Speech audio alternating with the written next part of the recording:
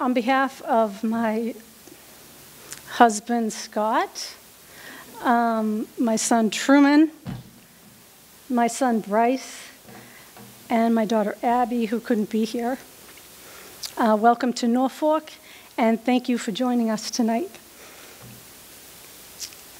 Tonight we're going to learn about high spirit. I wanted to gather everybody together to learn about this, and to form a housing coalition. I believe as a group we can do big things for people with disabilities. I am committed to making sure our son Bryce, who is 22 and nonverbal, will have a permanent housing in the near future. I am sure everyone in this room wants the same for their loved one. I urge each of you to contact your town planner, if you haven't done so already, your town administrator, select board members, and ask them if housing is being developed for people with disabilities, along with 40B units and affordable housing. Ask if there is land available in town that could be donated for special needs houses to be built. You will never know until you take the first step and ask. At this time, I would like to introduce Leslie, Ginny, and Bob from High Spirit, who will tell us about the wonderful things they are doing in Great Barrington. And thank you so much for coming. I will come back and conclude with another little slideshow after what they show us. So just try to hang around for that if you would.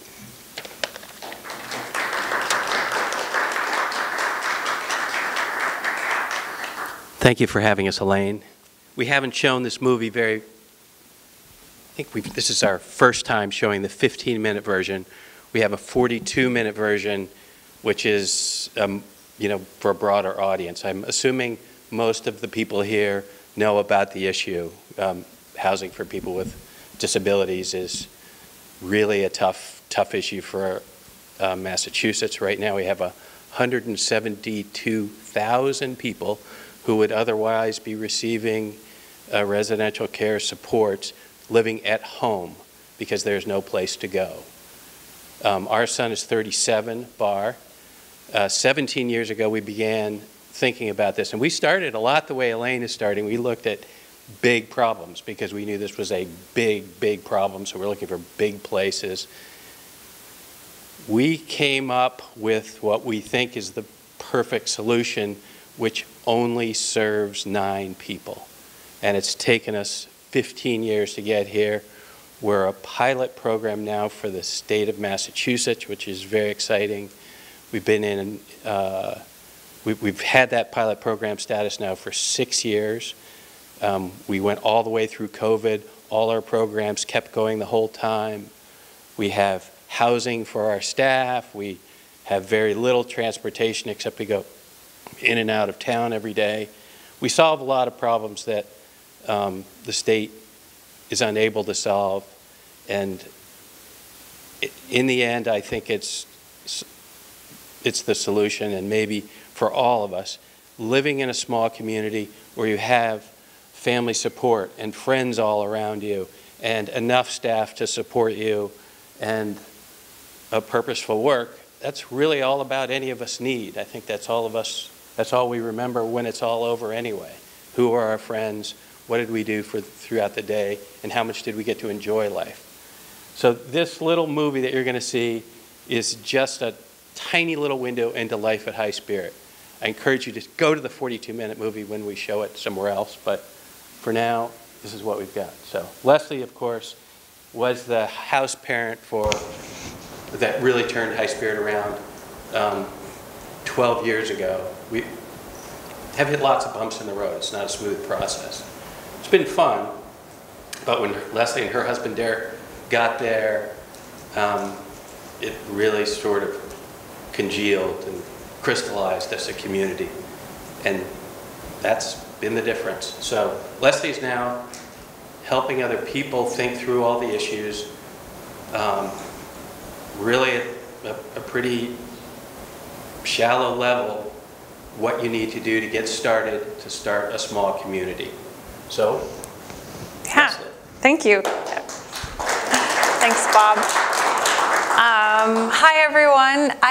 I'm assuming that you are all mostly family members or parents of a young person with disabilities. Is that pretty much true? Okay, great. Well, it's great to meet you all. And Bob kind of alluded that, to the fact that to pull off a project like High Spirit, it took good people coming together, being super motivated, working really hard. And so that is one of the purposes of this meeting today, is all of us meeting each other and saying, hey, what can we do? What can we make happen here? So thank you so much for coming.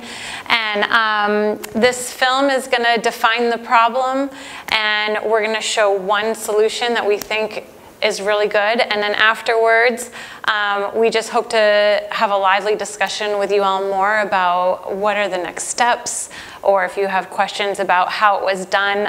Bob and Ginny were founders of the community, and like they said, I lived and worked there for 10 years, and now I have more of an advisory role. So with that, I think we'll start the film.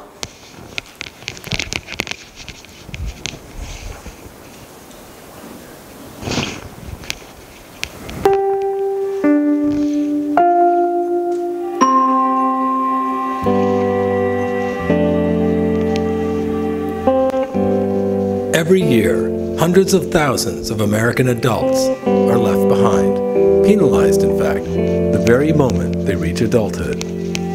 Bar Swain could have shared the same fate, if not for the persistence of his parents and others. Born in 1987 to Bob and Ginny Swain, Bar, like so many other children with intellectual disabilities, followed a difficult and twisted path through various schools and struggled to find his place. He finally landed in a unique post-high school transition program called Beaver Farm. It was the first point where we could see Bar can learn to work a wheelbarrow and work in a garden and be a member of a working crew and get joy and pride and satisfaction out of doing so. Bar could contribute, and that was really the first time in his life that he'd ever been a contributing member of the community, and that was huge for him. Bar spent 4 years there and graduated when he turned 22. But turning 22 isn't the same for everyone. For too many of the young people who graduate from Beaver Farm, life goes on, but the music finally stops. All across the country, education, vocational training, therapies, and other supports that schools have been providing since childhood come to an end. These students have spent years in a community of enrichment and meaningful work, and then they commit the crime of turning 22. If you graduate from our program and you're gone for 4 months and you gained 50 pounds and you don't have a program, I think it's a neglect. I think it's a neglect. They've been looking forward to so much of coming to that age of graduation and moving on to the world. Life should be full of excitement. And then they leave the school system, and for many of them there's nothing out there. They've had therapies and they've had IEPs and all that, and suddenly now you don't need any support. You'll see people that have had severe behavior issues when they first came to the school. They may have been, self-injurious and biting themselves. They've been able to work with those things and become really socially integrated, really caring people. And then they leave and they're with unskilled staff that are paid very poorly, that rotate very quickly in group home settings, and the behaviors come back. The families go through this continual mill of trying to find placement after placement, and the group home's torn apart. I mean, people that you could happily live with and share family life with, and they're kicking holes in the drywall and smashing the TV set. Many of the students that I first worked with years ago are now in their 40s, and I've outlived a significant number of them. Inactivity, bad food choices, heavy medication, diabetes, obesity, all of it unnecessary. The kind of rich community life that is multi-layered and really supportive is not something that we're supposed to provide for adults because it's regarded as being institutional. The notion that you would have people with intellectual disabilities living anywhere near one another is anathema to kind of modern policy and modern academia. But they're not allowed to live together, work together. They're going to receive government funding. And some people need a lot of help and scaffolding. That's something that we're good at, and it's something that is relatively easy to do. But legislation is stopping it from happening, and that's kind of a tragedy.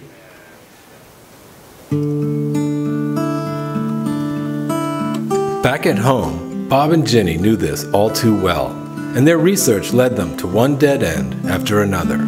In Massachusetts alone, there was a backlog of over 170,000 people who were living at home because there were no options available to them. And it's daunting for all parents. Every parent meeting after about age 15, people see 22 on the horizon and they're so afraid for their child. And you can advocate for some services, but they're very hard to come by. Could you take something like the transition program at Beaver Farm, which is funded by local educational authorities, and could that be a prototype for adult living? Because that would be the real thing. I mean, could you do this with adults? The short answer to that question is yes. While Bar was still at Beaver Farm, Bob and Ginny teamed up with other parents and spent years laying the groundwork for what has become High Spirit Community Farm, a work-life pilot program. Where do you think you're going to go? Just a playground. You want to go to a playground? That'd be so nice. That is the idea. That is a good idea. Well, how would you do in Florida, though? This one's from Florida. It says, "Happy birthday to you. I love Mom." And you can put Will or Willie. Which one? Which one? You tell me. Will. We even do Will in this one? Okay. I just did Willie. 10 years ago, Derek and Leslie were a pair of aspiring farmers who had no idea how much their lives were about to change. So we really definitely thought that this was just going to be a stepping stone for us. Working with people with disabilities was an interesting bonus, but not something we were interested in long term. Our long-term goal was actually to get a huge farm and live by ourselves with our dog. Even when we took the position, it was definitely with the goal of just getting that farm up and running. I wasn't even excited about the nature of the work. And then Ginny brought Bar to meet us. Derek and I were both shocked and overwhelmed. We couldn't understand what Bar was saying. He clearly needed a lot more physical help than what I had anticipated. He loves physical contact, which, if you're new to that, that can be very overwhelming. I think our jaws kind of dropped, to be honest, and we just thought, well, here goes. And I mean, it took a matter of days before Derek and I realized that we would like to keep the job more than just temporarily. In the last 10 years, High Spirit has expanded to 3 houses, multiple householders, staff members, and volunteers. And the one word that keeps popping up is community. That can mean different things to different people. It's just neighborhood living, just lots of people pouring energy into the day together.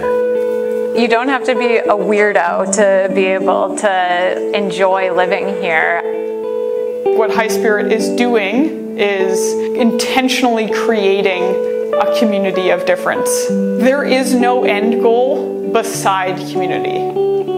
The idea of living in community was actually kind of terrifying, but once we started living at High Spirit, it was just impossible not to love them and not to see how this lifestyle not only benefited them, but it also benefited us and how we needed community. So can you tell me about the tools that you have there in your tool belt? And my tape measure, I got my this and my... Is that your level? Yeah. Got any other tools? No hammer either. I don't hammers, I don't have any hammers. Oh, we gotta get you a hammer. What happened to your hammer? No, it's not. What do you got there? Money.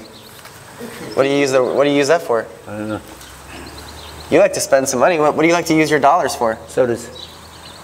It's just so funny. Like, Steve, normally all afternoon you keep talking all afternoon. Now we're just getting a little shy. No, I'm not. No, I'm fine now. Are you sure? Coming from working in group home experiences or day programs, we were always taught that we are not friends, we are friendly professionals. The staff there, they're there for 8 hours, and they check out, they're done. You're there to get them their shower, get them their meds, make sure they eat. That's it. You have employees and you have people who receive their services. They never really sat right with me. That's the nature of their job, they can't help it, but it makes it harder to really work on that constant growth. We're more worried about living a life with these residents, that it's more important to build memories together.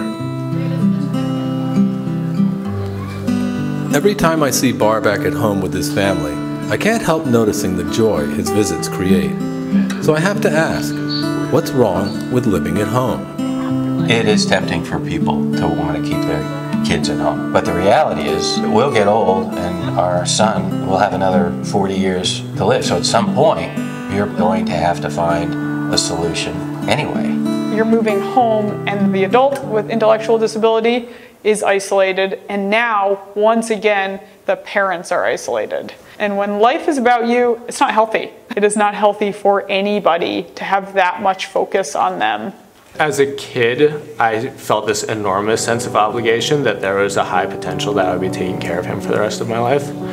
I think about other siblings who have not had an organization like High Spirit to lean on in their lives and how limiting that has been to their freedom all the time. The troubling part of the very large percentage of people with disabilities is that they are confined to their home, but they're just horribly lonely. That leaves me with just one more question. Where do we go from here? Of the people in this country like Bar, a tiny percentage get to live the way Bar lives. A tiny percentage receive the supports that he receives. And we'd like to see that change. We would like to help make those changes. The reason he has this life and the reason he gets these supports is because High Spirit exists. But High Spirit only serves 9 residents. High Spirit has worked closely with the state to bring their community to its full potential and serve as a model for other communities to help fill this ocean of need. I think Massachusetts will be a leader in this area as other states also try and serve the many, many adults who are not being served. As they see how High Spirit has served very complicated people for a number of years now with success. It's not a hard formula. Living in community with people who are good at giving care, good at being friends and opening their hearts. It's a life a lot of people would choose if they knew it existed. If you're truly committed and you're actually going to put the time in, it's the most rewarding thing you'll ever do. You get to build a life with somebody, and that's pretty awesome. That's exactly what I was hoping for out of life, and I didn't realize this is the way that it would come. Go Red! There are a lot of words that I could use to describe what I've witnessed at these communities, but the word that most often comes to my mind is love. It's baked into everything they do. That may not be enough in itself to keep the lights on or tackle what lies ahead, but it gives them a fighting chance.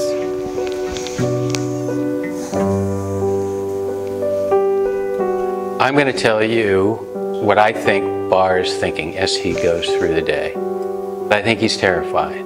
It's got to be really frustrating to not know what people are saying most of the time. It's got to be really frustrating to know that so many people can do things that I can't do. So I think what we have done at High Spirit is to create a place where it moves at the pace of Bar. When that happens, when I get to live my own life, then all those things like depression and feeling inadequate, that can fall away.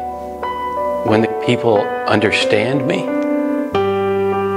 I'm not terrified. I'm not scared. When I'm able to ask of you something and you can understand what I'm asking, then I don't get angry. And so I'm an entirely different guy in my world of high spirit because I'm not being told what to do. And I'm not being asked to do things I can't do. And people are listening to me. And I'm happier. I think that's what Bar would say.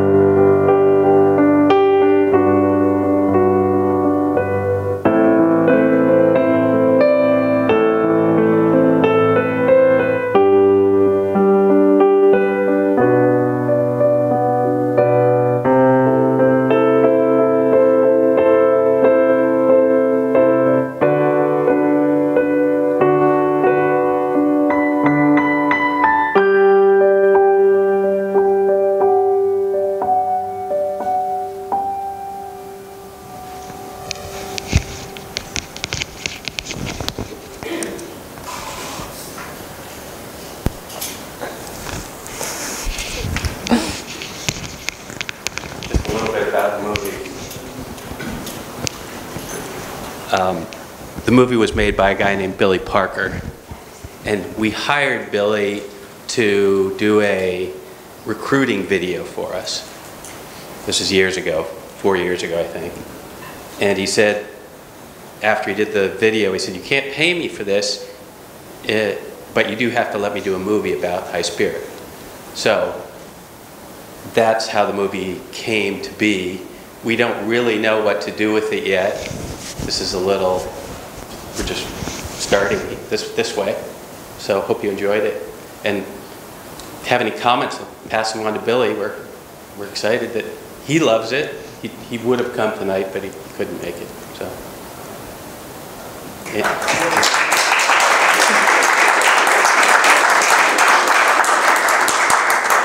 I'll pass that along to him. Yes. Do you have any questions for us?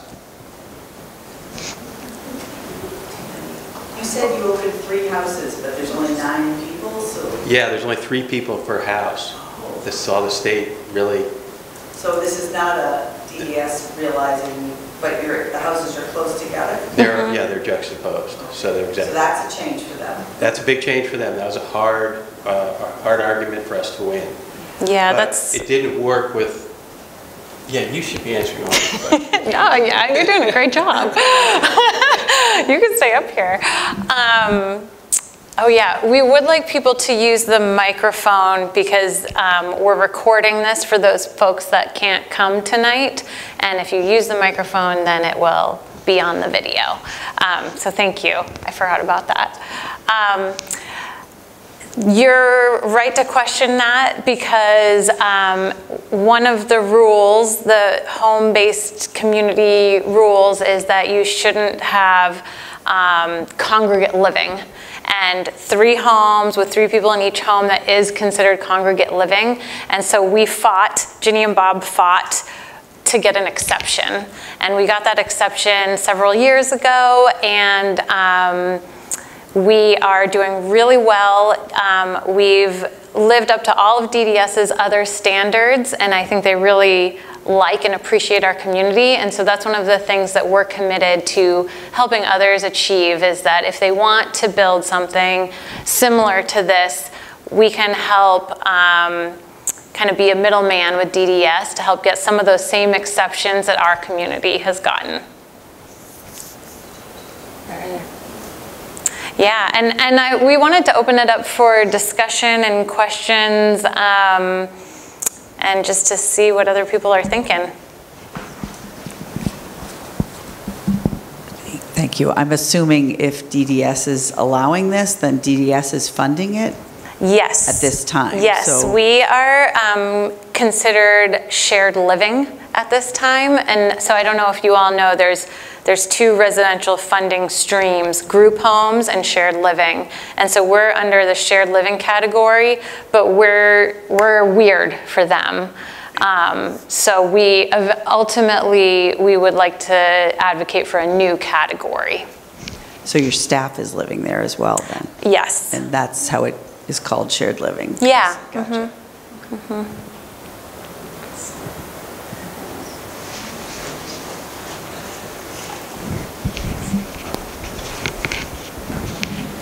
So if DDS is funding and DDS is, calling this shared living and whatnot, so the people that work there, are they considered, are they employed by DDS or are they set up like an agency? What, are they employed by the agency? Yeah, that's a really good question. I guess if I had to choose between your two options, I'd say they're employed by our agency. So High Spirit is a nonprofit, and High Spirit hires the staff. And the staff at High Spirit receive a salary. That's also very different. Shared living providers don't technically get a salary, and we've done all sorts of, what does Martha call it? Nuanced financing to get that all figured out. And it's something else that we can go into more detail if anyone's interested later on. The DDS actually calls it nuanced financing. They're using federal language, which is hard to work around. The federal language is pretty stringent, but we have found that the State House, anyway, is very open to new ideas, things that would that actually work.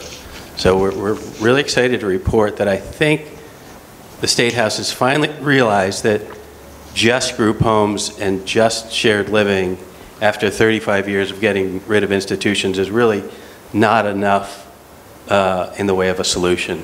So they're open to new ideas. So, and they have told us that as well. So.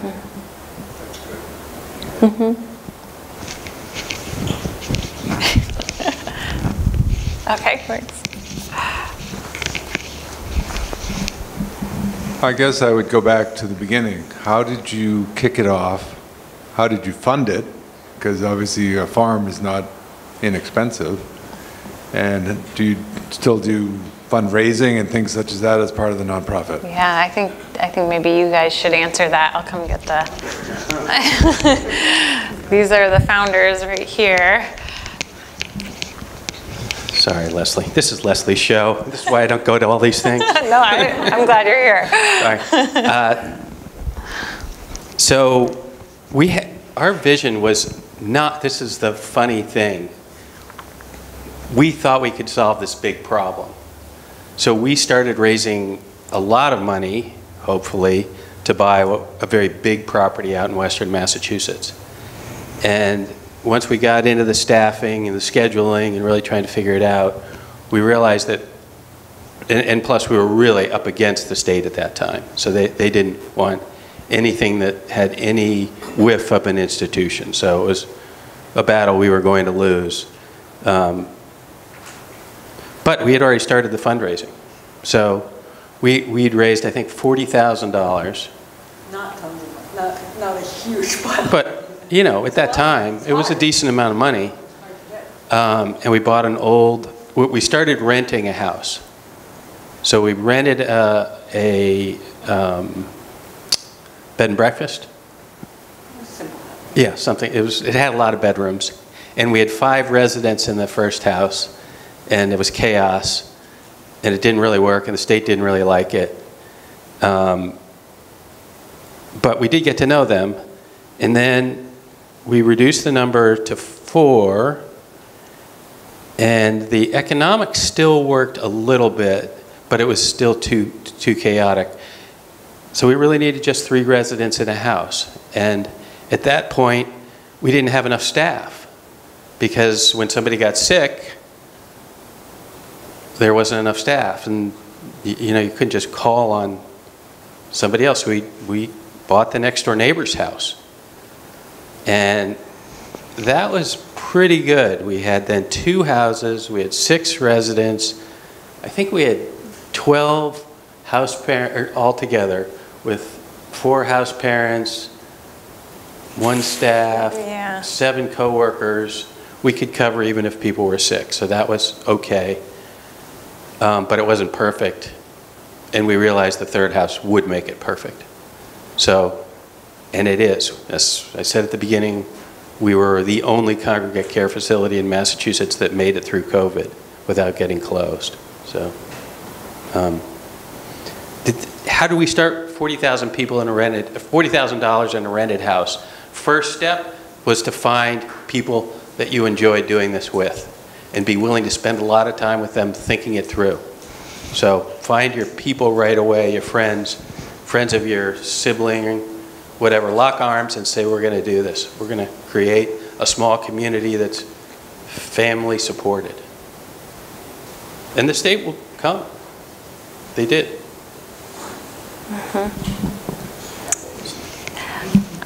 But yeah, we do still do fundraising. And it's another long-term goal of ours. I think, you know, places like us may always have to do some fundraising, but it is a goal of ours to eventually get more support from the state for things like our buildings and grounds and that. Are they willing to do that? Not yet, but we just keep working on it. We just started. So I think if we can show them, we've shown them that High Spirit works out in Great Barrington. I think if we can show them that a few more places are going well, then it's going to be a model that they want to support more because we're able to serve more of their clients. And I guess my follow-up question would be...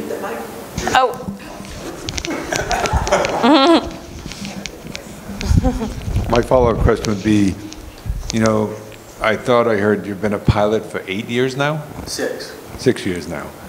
When will they make it real? Yeah. Well, sharing.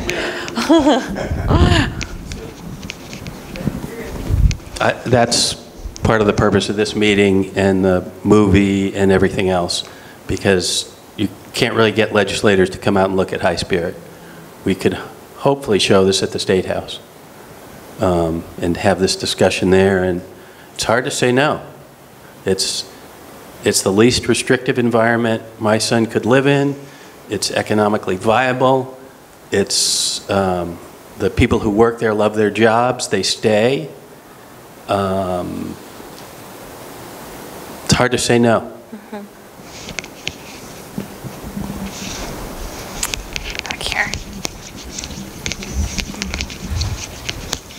Hi, I was just wondering, when you buy an existing home, do you have to go and refit it or is the house fine? Okay. We have had to refit it. Is that what you'd say, Ginny? Well, not to the extent of like a group home. A group home has a whole nother building code that's required. We are essentially in residential houses, and we are in some funky little, I mean, Seekonk's a pretty funky house. Yeah. So it's remarkably humble if you come out and look. It's not fancy. It's not fully wheelchair accessible. Our day program is fully wheelchair accessible, but the rest of it is like a typical house. And that feels great too, because it is essentially a family living together, just a very diverse family. It makes it easier. Yeah. I think one thing that's really important that doesn't come in a lot of typical homes is that the staff that lives there, there's usually 1 or 2 permanent staff, and they really do need their own personal space. So that's something that's really important that you don't find in a typical home, so you're going to have to rearrange some things. And we didn't know that in the beginning. That's one of the many things we've learned, is that we need to carve out sort of an apartment within the house so that when the long-term staff are having their day off, they can eat their own meal, just those 2 people, out of support and respect for their private time, which is restorative. Yeah. Sorry. I'm just a little confused on how it works. Does like one family own the home, or who owns the home, and how does that work? The nonprofit High Spirit owns the homes. Okay. And so, for example, when my husband and I were working there, we were staff, and we got to live in the apartment on the second floor, and we managed the whole home.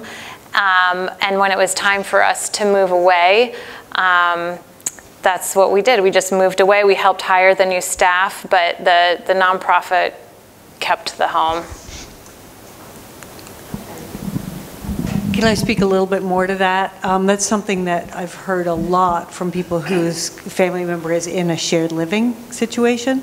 And in that case, if the shared living provider decides they're going to take your family member into their home, and if they decide this isn't working out, or they don't want to do this work, or any of those things, the family member with a disability has to move out and find a new house. And so in this way, if our staff people decide they're ready to move on, the people with disabilities stay there. It's their house. So the nonprofit owns the house, and therefore it is primarily to serve the people with disabilities, even though it's home for other people as well. Hi, it seems like you've found a great sweet spot as far as the right scale for both two things, economic and really the goal of happy life for a lot of people.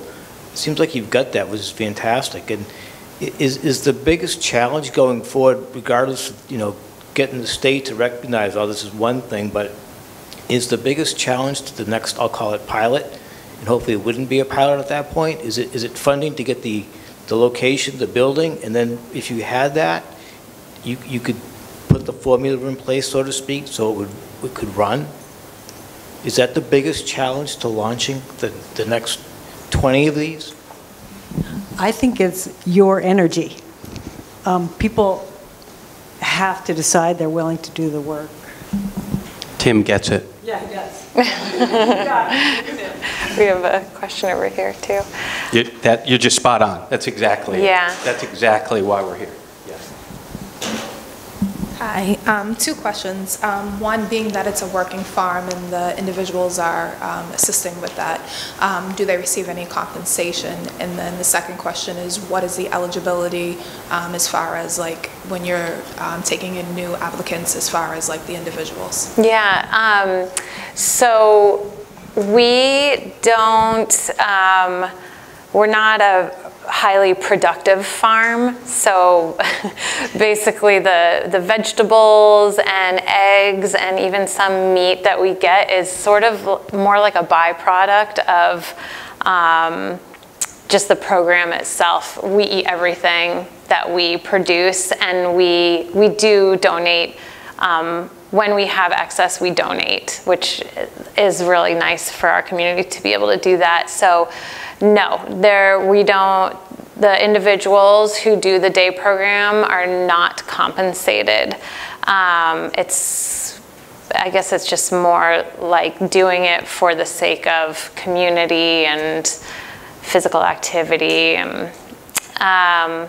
And then as far as eligibility goes, we don't often have openings. But when we do, it's a lot about just the right fit. So meeting the right person who's going to fit into the home with the two other individuals that are already there, and making sure that those three can live well together, and the staff that live with them can care well for all three of them. Is that what you guys would say too? I think, yeah. And then, do you have them? Oh, you have it. Okay.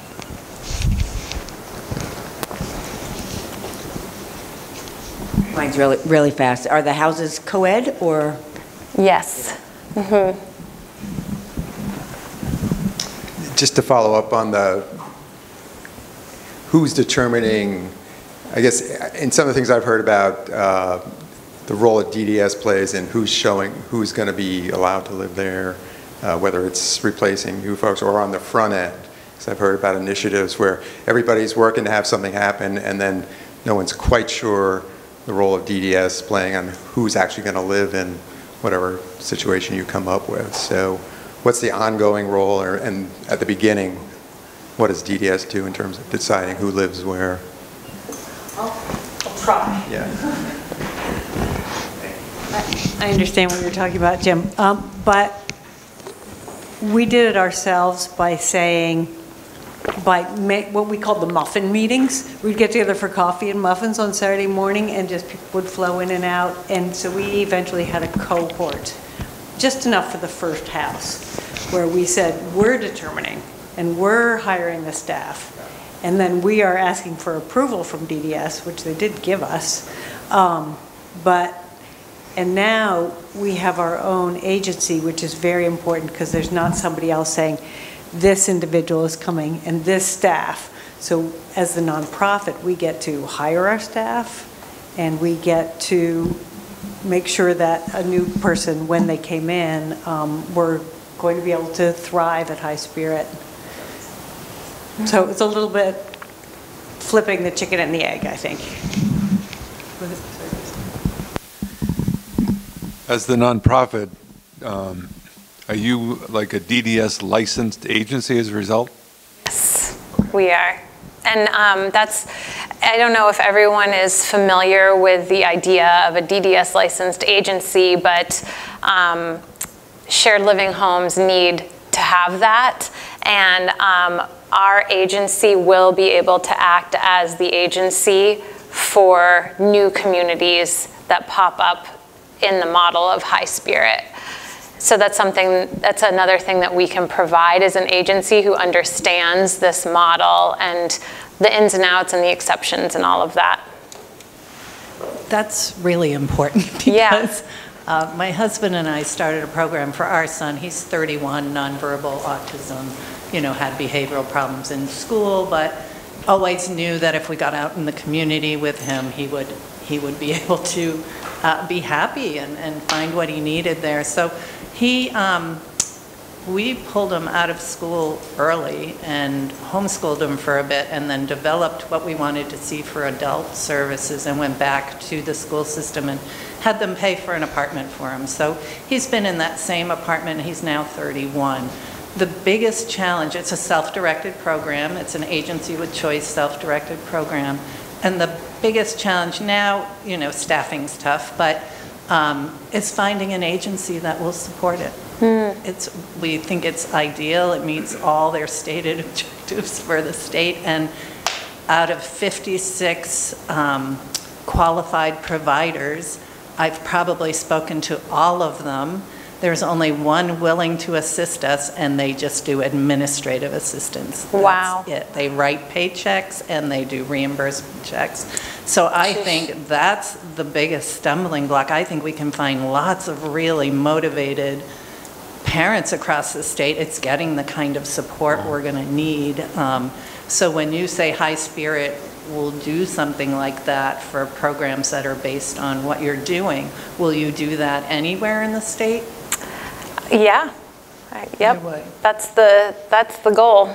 And so a program that, say, we live in Andover, Merrimack Valley, you feel you could support something like that's that far away? I hope that we can. Yeah. Do you want to grab we would like to expand our agency so that we can do that. We're kind of going into the weeds. And it is critical. We started using a big agency, and that didn't work for us. So we were able to find an agency that was going out of business, and we bought it. So we have one guy who works in the agency. He serves the residential program and the day program right now, which is, I think, 11 people. That's a full-time job. A lot of these agencies serve 25,000 people, which I don't know. There's no way they can do a good job. That's impossible. So we believe that the agency is a key piece of it, but we don't think Justin can serve. Maybe he could help now. If we're going to expand the agency, and I think we should, he'd have to hire. So we'll see how that goes. But I really think the question you need to ask the other agency out there is, how many other people is the person who's in charge of you, how many people are they serving? Because if they can only give you 5 minutes a week, you're not getting enough service. Mhm. So it's a There's problem. someone right over there. I've heard you mention day program a couple of times, and I'm wondering, are you bringing individuals in as a day program as well as your... Yes, we serve the folks who live on the property, and we're just starting to expand the day program now so that we can serve other individuals that live in the greater community. So we are hoping to have 3 folks by next summer that are coming from outside of High Spirit. So a CBDS program? It is a CBDS program, yes. You're 2 now, right? I think 1. Mm-hmm. Mm-hmm. I was just curious, so for the funding, is the state DDS covering like the staff costs currently? And is the nonprofit subsidizing some of that? A lot of it, how is that working? This is part of the nuanced financing, but our CBDS day program, that's a DDS funding stream, that is where we come up with the staff salaries. Okay. And then our shared living funds, each individual gets shared living funds, those funds go towards running the home. And like house groceries, maintenance, gas, like yeah, things house like maintenance. that. Okay. Mm-hmm. Mm-hmm. Okay. But the initial purchasing of the house, that was all your fundraising Yeah. that you guys did on your own, Yeah, correct? Okay. and Yeah. yeah, and hopefully that changes one day, but yeah. Gotcha.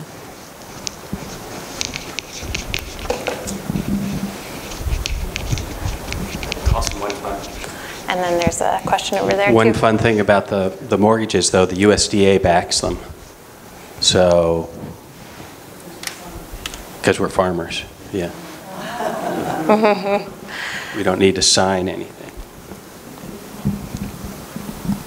A quick question, somebody here was asking it, from the DDS perspective, I know the people are, evaluated, the young adults, the children, and technically only those that are priority 1 are eligible for housing. Is that correct? Is that now, like, all the people you have are only priority 1? If you're priority 2, it's out of the question for now? Or what happens? No, that's not exactly how it worked. Well, I've just heard from Ginny all these years now that bar was priority 2.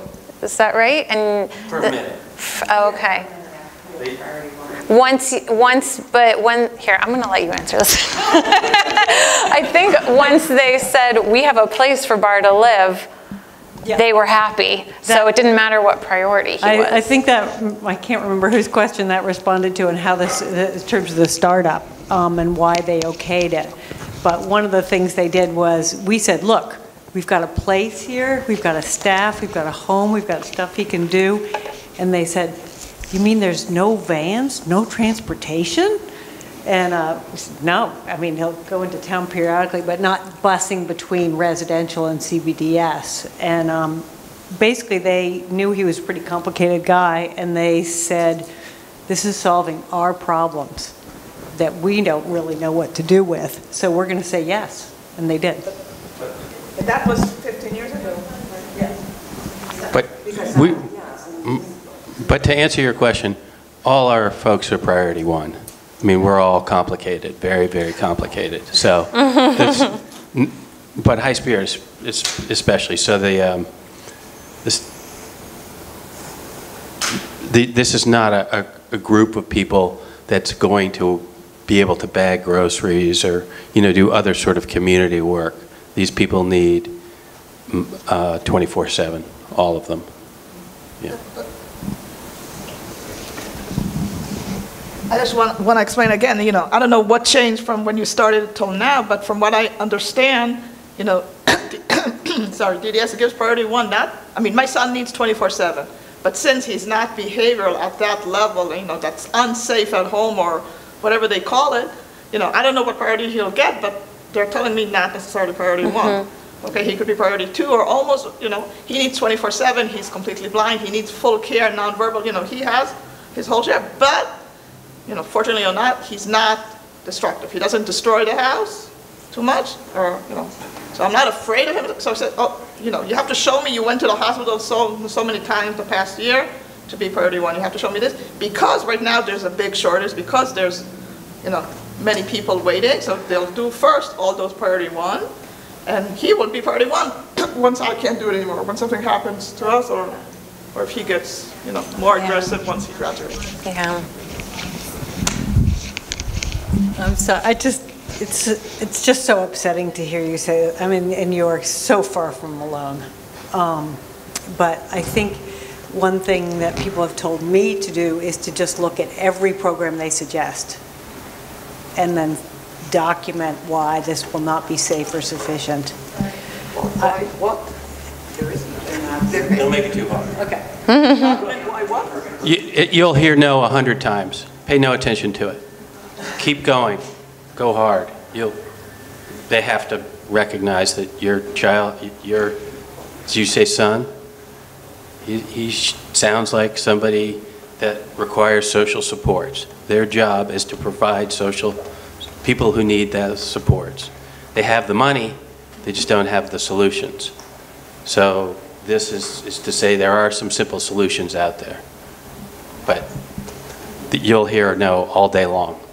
You just have to keep going back. When they say, we can't give you funds because you're still alive, or we can't give you priority 1. We can't give you priority 1. You just have to go to the next person and go to the next person until. They say if we combine people and build a house, even if they're not priority 1, believe it could happen.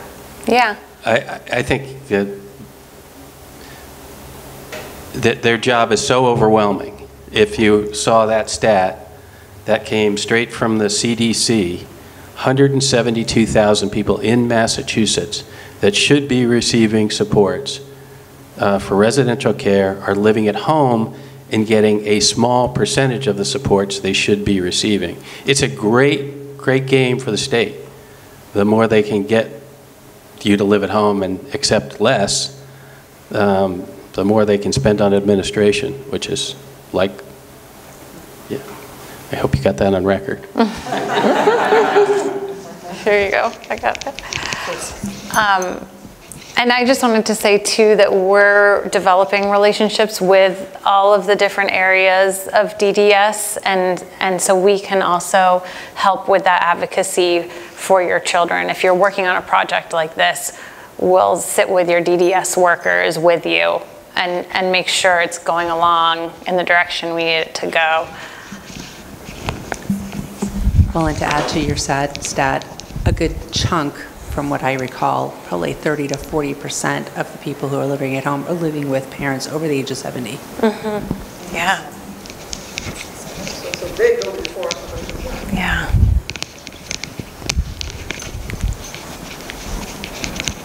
So when you're funding the home, do they bring in like SNAP benefits? Does each client have like SNAP or something for food and stuff, or any Section 8 that they have to We aren't doing that, but I think that it's something that we should look into, and that other communities should be doing. It's something that we just didn't pursue, and there's no. So you have not pursued individuals in Section 8s? No. What about group adult foster care? Isn't that another avenue of income where you can get adult foster care, quote unquote, living at home? I have friends whose kids are in privately run, and they use like group adult foster care as another stream of income. Right, and I should ask our agency person about this, but I'm under the impression that with foster care, then the care provider is the guardian.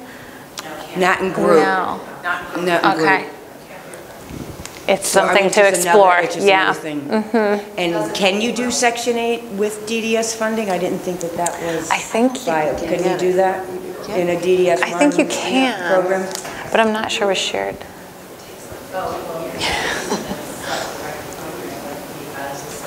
Use the microphone. No, I'm sorry. Karaoke. Our son has a Section 8. He didn't start out that way. We had to be on the waiting list for a while. But you know, his rent, which is I think $2,200, he pays $158 a month, and the feds pay the rest. And I thought DDS would want to take that money we had been using for his rent, you know, would want to take that back once he got, but they said just put it towards staffing. So it really is a way to kind of open up a lot more funds for a program. And I asked, why don't you do them in group homes? Like, why is no one required? And they said it's just not our model. But they're foregoing a lot of money in the group home programs as well if people aren't applying. Something else that's in the state of Massachusetts besides group adult foster care is emergency assistance for elders, disabled, and children. It's EAEDC through the Department of Transitional Assistance, and that's something that actually has less regulations than group adult foster care from a setting it up standpoint, and probably is more funding, because group adult foster care tends to be 1 hour a day of support, and they chain it together so those 3 people living in the same house could have 3 hours in the house if they all qualified, that sort of thing. So I had said to a private agency they should look at EAEDC for funding. It's unique to Massachusetts, just like group adult foster care is, so something to look at and see if it's emergency assistance for elders, disabled, and children. And I work at a retirement home. That's why I know about it for elders, but it's something that has disabled in the name. Yeah, thank you. So this is very exciting. Thank you for sharing with us. Thank you.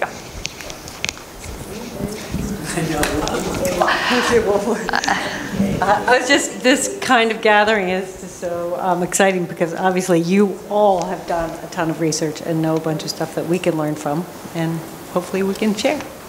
Yeah, I like the question, what's next, because that's the most important part. And so I hope that everyone signed in when you came in and left your email address. And I will be sending up a follow-up email. And we all have name tags on, and I think just connecting with each other is also a really important part of this. But I can also help make connections, you know, like if Becky asks me, like, who is that woman in the yellow sweater? I can say it was Mary. And so we can try and just make sure that we stay connected, and maybe some action will come. Leslie, will you start the video? Yes. Elaine, you'll have the video, right? Okay, so we will send it out. And then they also have a 40-minute show that they've put together, which can be shared as well. Are you talking on the mic, ma'am? They have a 40-minute video, which can be shared as well. Okay, so I just wanted to mention to everyone, for those who don't live around here, do you mind putting that up, Emily, and then you can, yeah, that's good. I wanted to ask,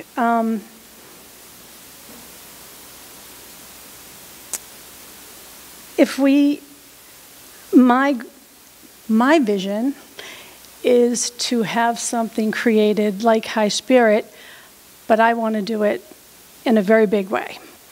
So I don't want to offend anybody by the pictures that I'm going to show, but I want you to imagine the 400 acres of land that the state has right now within a mile of where we're sitting, that is occupied by about 40 to 50 residents.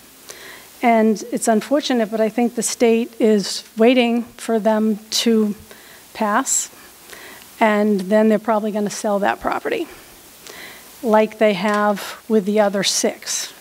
Okay, they had Monson Developmental Center, Glavin Regional Center in Shrewsbury, Fernand Developmental Center in Waltham, Templeton Developmental Center in Templeton, and there's 2 remaining. There's Rentham Developmental Center and the Hogan Regional Center.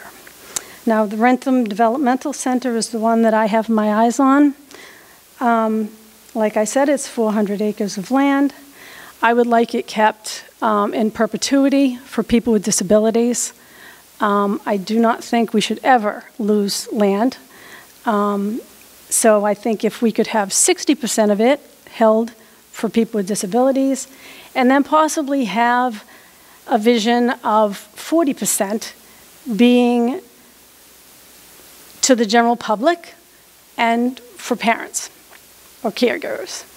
So I could live a mile away from my son and be able to see him when I'm in my 80s. It could be a totally integrated community. I just learned about one that's they're working on in North Carolina, which I thought was fabulous, and they're trying to integrate the community as well. On 400 acres of land, think of how many units you could build. You could put in baseball fields, you could have basketball fields, you could have a swimming pool, and you could have the community that it's in, the town of Rentham, completely come there and enjoy the property. And, you know, there's enough land there that we could be farmers too. You know, I mean, there's a lot that can be done. It's over 400 acres, actually. So this is the Rentham Developmental Center. I found that a lot of people didn't even know this existed. And I can't even believe it, honestly. But, so these are all, these were all buildings. You know, they need to be demolished. I'm sure they're full of lead. You can keep flipping. You know, they're completely falling apart. Like I said, over 400 acres. It's honestly, it's a beautiful property. I mean, in the day it probably was. I can understand the state being worried about the atrocities that did happen back then with some individuals. And I honestly do not think that could ever happen again. I think transparency is what we are all about now. I think everybody's walking around with a cell phone attached to them, and they could take pictures of, look at the fields there alone, you know. They could take pictures of anything that was going wrong. And this is what I want our politicians to see. I have met with our state rep here. I've been trying to get the voice of more people at the State House. I've been writing letters and doing whatever I can. People that I talk to say that's ridiculous, that's too big of a task, you're overreaching, you know. But I think it starts, you know, if we start out small, you know. I don't think we need to have just 9 people living in, you know, you've got 9 people on what, 5 acres? Yeah. How many people could we have on 400 acres, you know? And we would have, it could work. And then, you know, if I know that I could be right down the street, it would be wonderful. When I'm in my 90s and I have my walker, you know, so anyway. So that's about it. Again, I urge everybody to reach out and do your part by contacting your legislators, whoever you need to. Of course, you know, everybody's running for office right now, so make sure you make good choices. And thank you for joining us. I looked at the attendee list, and I do realize I have somebody from Andover. Okay. And then we also have somebody from the Cape. Thank you. So I just have a little something to give you for coming so far. So, yeah. In addition to bottled water. Yeah, so thanks for being here. Thank you.